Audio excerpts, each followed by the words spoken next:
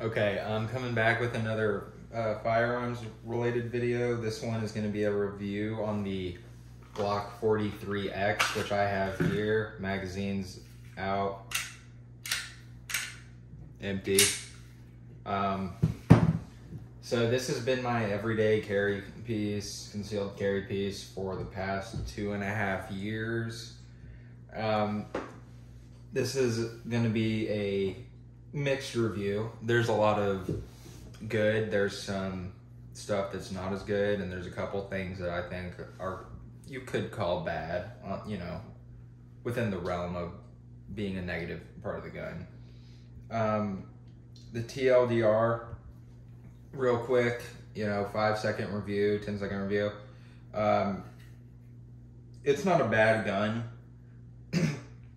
but I wouldn't give you like a go out and buy this, just go-to recommendation for it, because I think that there are better options, and I think you can get some stuff with some better features. And so a lot of what I don't like about this has to do with other offerings, if that makes sense. So we'll start off with my biggest complaint, which, no surprise on this one, is there's a couple things that go into it, but what it kind of all centers around is the capacity. So 10 rounds for this guy with a flush mag. I have a few different magazines. This is like one of the ETS Elite Tactical System magazines, and I've had no issues with these. There was one malfunction, but I could actually see it in here. Like, it was lodged in there weird, and I wanted to see if it ran, and it did hang up. It was like a failure to eject or something. Failure to feed. I can't remember exactly what I had diagnosed it at, but there was outside of that, which was like a predictable issue. Like I said, I saw it on all the magazines I've run where it, you know, looks how it's supposed to, rock solid reliability.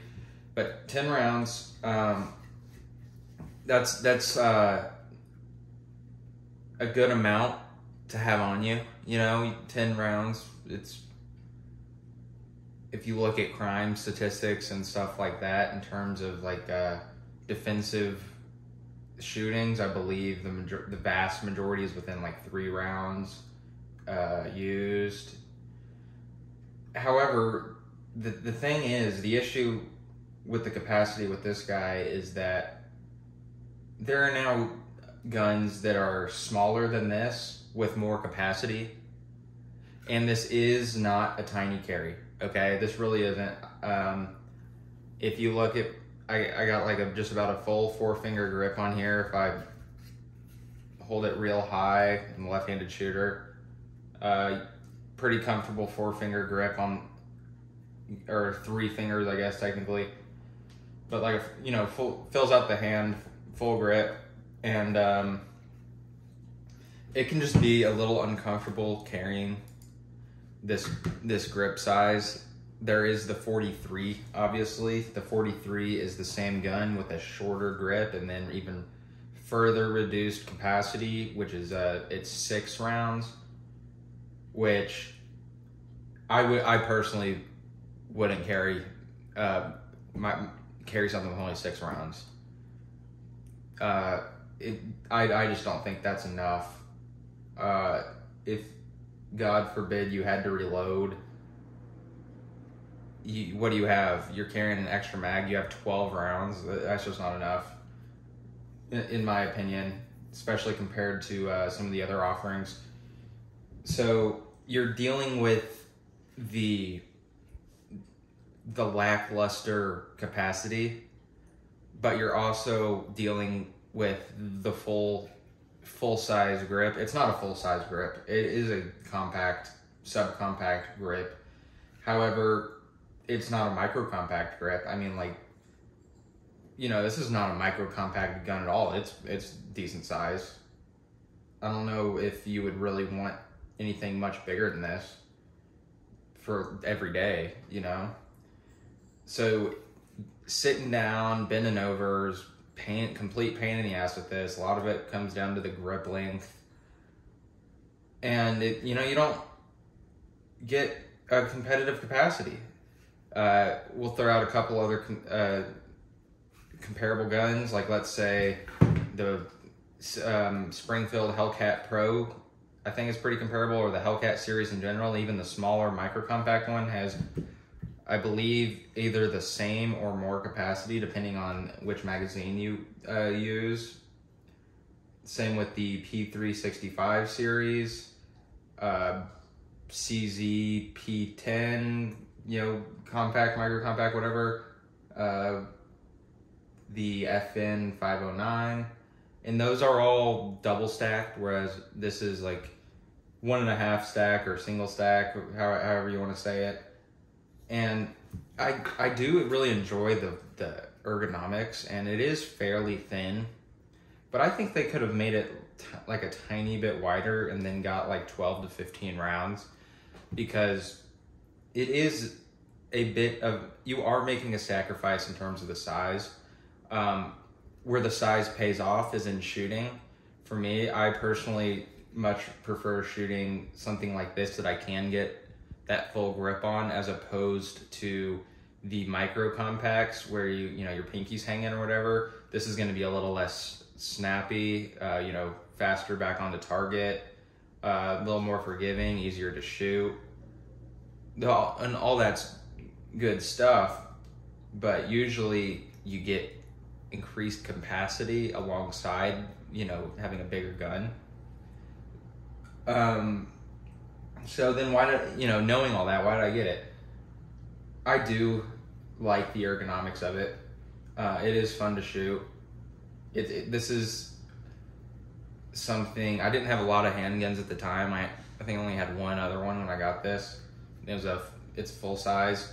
And I really didn't want to buy a gun that I wouldn't very much enjoy shooting.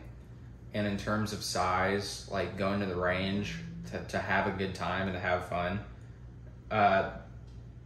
you don't really like, me personally, I wouldn't want something much smaller than this anyways.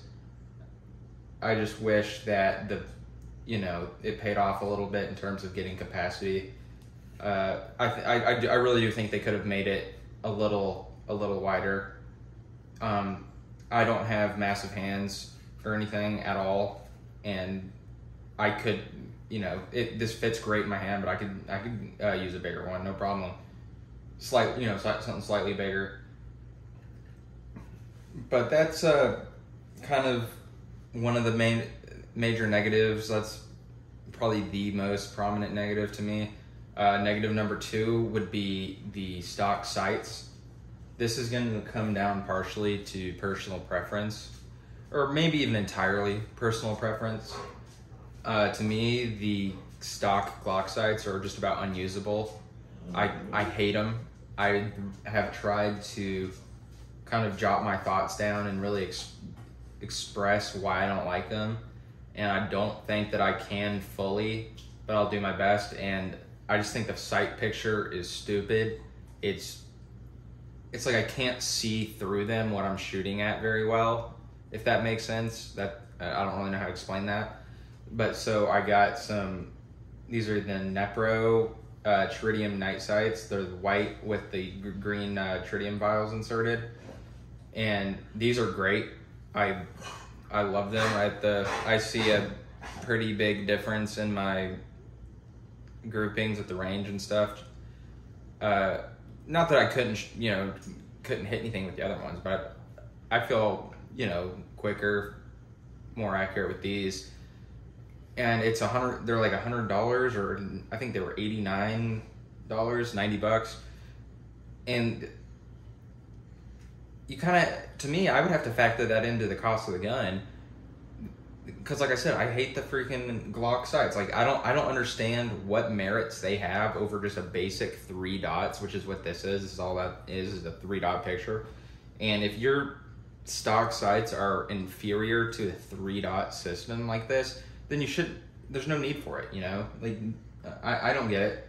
If there's somebody who knows more about the stock Glock sights and could give me some insight, I would want to know, because I've tried to think about it and I don't really understand it.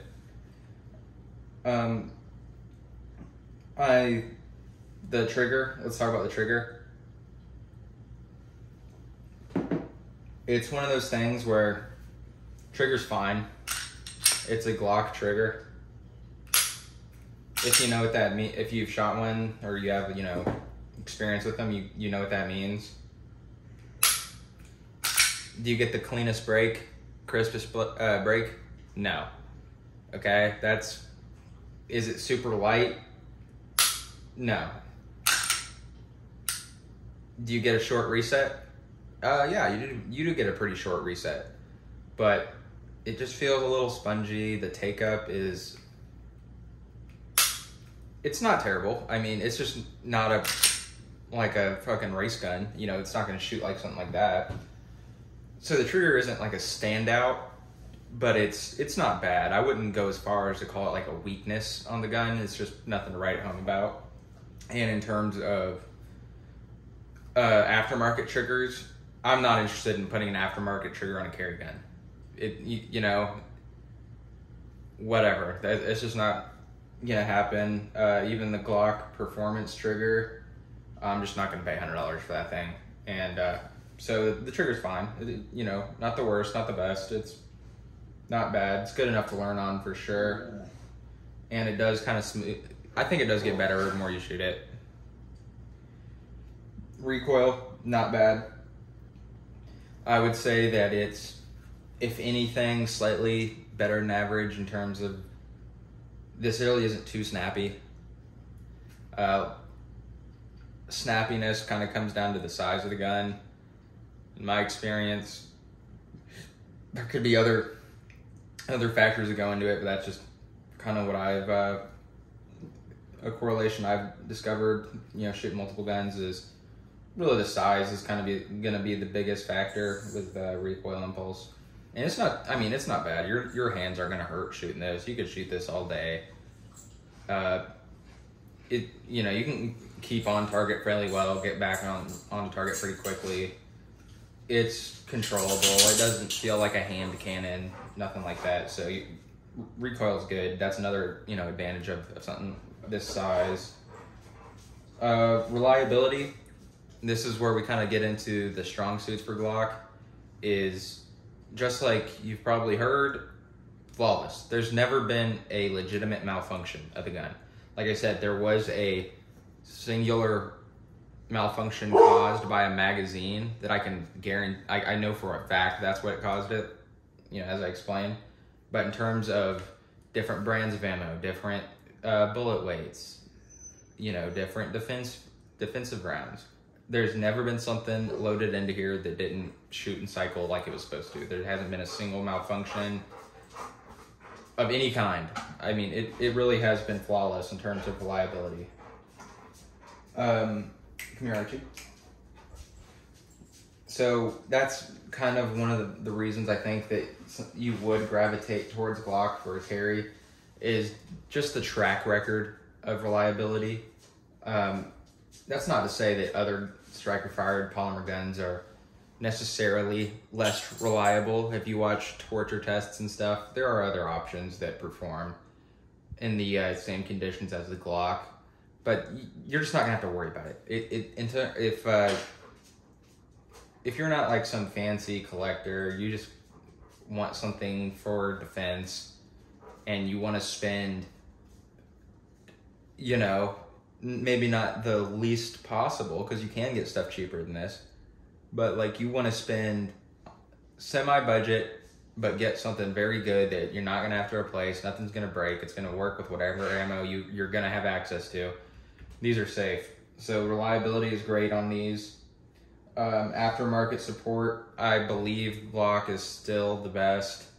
SIG P365 aftermarket support's getting better and better. I don't know what's going on with them. I don't understand why there's 30 different variants at this point. The Fuse, Scepter, this, I can't even those are the weird ones that are coming to my head. The one with the comp is pretty cool. I think that's going to be a pretty big trend that we see in the next few years, are the integrated comps. But Glock aftermarket support is finally still the best. And my favorite part is probably ergonomics. Like I said, it fits fine in the hand. And it is kind of like a double-edged sword, saying that that's my favorite part, because of, once again, the capacity is just lackluster. Or even less than lackluster. This is the absolute minimum that would be acceptable for a pistol this size, 10 rounds. Like, it really should have at least 12. I mean, come on. And, but the actual, fit in the hand and everything is great. Very, very nice. So what has been one of my bigger insights through this? And basically, I came to this conclusion, and I'm not saying that this is an opinion that's never been uttered or no one's ever thought this. So if anyone else, if you could say, oh, this is just their opinion, I just agree with that person, is Glock doesn't innovate at all enough anything. There's a 43x, and then there's a 43x MOS. Okay, the MOS, same gun. You have a optic plate, the MOS system, which people don't like. I don't have any experience with it. And then the integrated front rail. Why is there two guns? There should never have been this. This should have been a MOS. What should have came out. When I got this, there wasn't an MOS, I believe. If I didn't know about it, maybe it had just came out or something. But I mean, if they were sitting there, that's what I would have bought. But it's just stupid. I mean, every other pistol in this category is going to have better capacity. It's going to have an optic cut. Just about everyone. There's, some of them don't, I guess, specific ones, but really they have optic cuts now. Some type of front rail, especially on a pistol of this size, they're going to have something. And so this is kind of makes it feel featureless in a way. You don't get like an ambidextrous slide lock, slide release. The takedown pulling these things as opposed to the lever is stupid. This is way worse of a system. If there's like any gunsmiths or anything who have some insight about that, I would want to know if their opinion, if they disagree. Like I'm not an expert on everything about these, but I can't imagine a legitimate advantage to this as opposed to the lever. Because like if you ever had to field strip this in like some type of high stress situation, I hope you practice, because it's not impossible, but it takes a couple tries. These whole things dig into your fingers. I just think it's an inferior system. I don't know why this is the perfection, Glock perfection way to do it. Grip stippling, not bad. I wouldn't even go as far as to call it good, but not bad. I don't have like slipping problems or anything. No finger grooves. You do get a slight undercut, which is pretty nice. There's a little traction on the front of the trigger guard. Trigger guard's a decent size. Trigger's decent size. It's it's good. It's good. It'll serve you right. I believe the magazine release reversible. I believe I may actually look into how to change that. I'm a left-handed shooter. It's just, nice, reliable, bare bones. I wouldn't recommend it for the simple fact that I just would get a gun that costs the same, is about the same size, better capacity, better stock sights, optic cut, metal. A lot of them have metal magazines, enough aftermarket support, like where you won't have trouble finding magazines and stuff.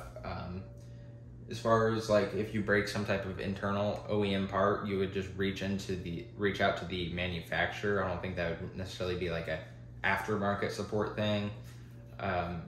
Obviously, there are aftermarket internal parts for these, but I wouldn't go that route on a carry piece unless you know what you're doing. And even then, I don't know what the advantage is. I don't know how that risk reward pays off unless it's, you know, maybe like a different recoil spring that really, you know, softens the shooting out or something. I don't know. But not the worst, not the best. 2024, I say get something else.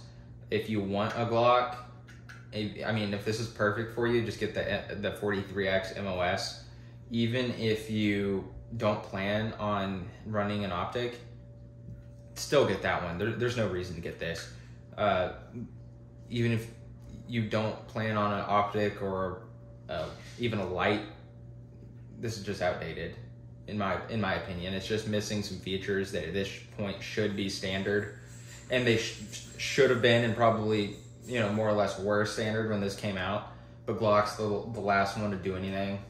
I am glad that they found a formula that works for them, but at some point, I just can't imagine them remaining as prevalent within the market and as dominant of a competitor as they are. You know, 3, 4, 5 years down the line, or probably further out than that even. Unless we see some type of change. I'm not saying that I want to wake up and have a Glock that's just some insane looking, Terran Tactical, Canic looking crazy thing. No, but you know, the trigger could be improved. The triggers on these things could be improved. Not terrible. I wouldn't go as far as to call them like a good trigger, but they could be better than this. The stock sights need to be switched out for something. If nothing else, a 3-dot system. I don't know why they don't have that. Like I've said, the magazine release, I mean, it's not my favorite, but I've never had a problem with it. It's just not my favorite. Takedown, kind of BS. But other than that, I mean, I like it, you know. It's reliable, extremely reliable, smooth, easy to take apart, easy to put back together. I mean, you go to the range, no matter how much you shoot this thing, you can clean it, I mean, real good in under 10 minutes. You know, this is, not that you really even need to clean these. I'm not advocating not maintaining your gun, but I don't think that its cleanliness is going to play that much into the actual function and reliability, unless we're talking like ridiculous, like tens of thousands of rounds without cleaning or something. I don't know what it would take, but it's nice. It's a you know, good companion, decent carry. I'm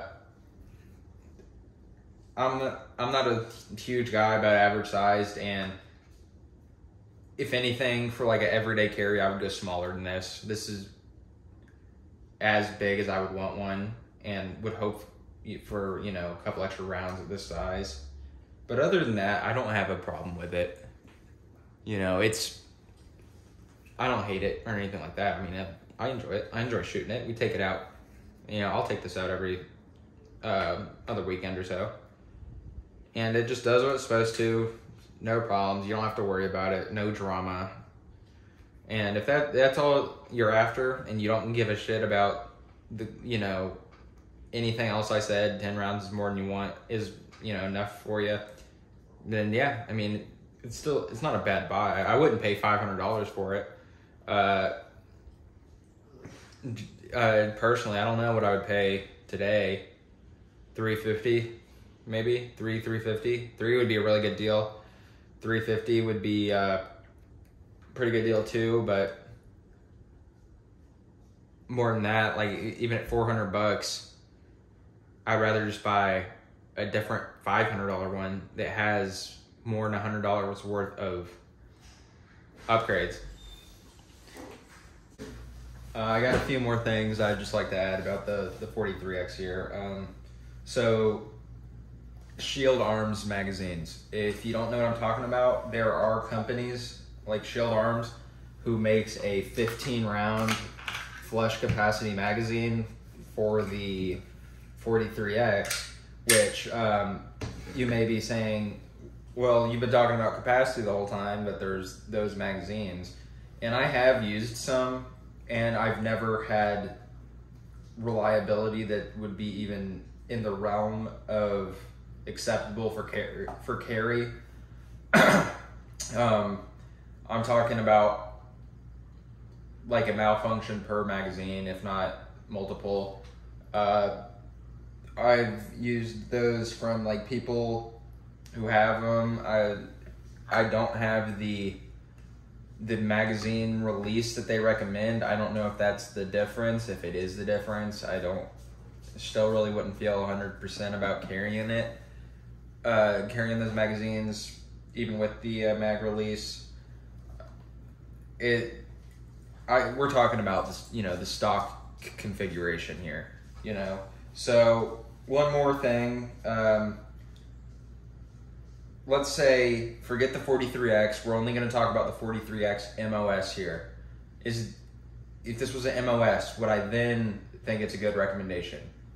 And it could be. It depends. That's closer to being recommendable than the non-MOS version. The difference is a P365X has still better sights, is optic cut as well, is smaller, better capacity, and better trigger. So, how do you say this is the better gun then, I don't know. If you're a Glock guy and you're just comfortable with Glocks and you want to carry a Glock and you like this size, then get this gun. That's who it's for,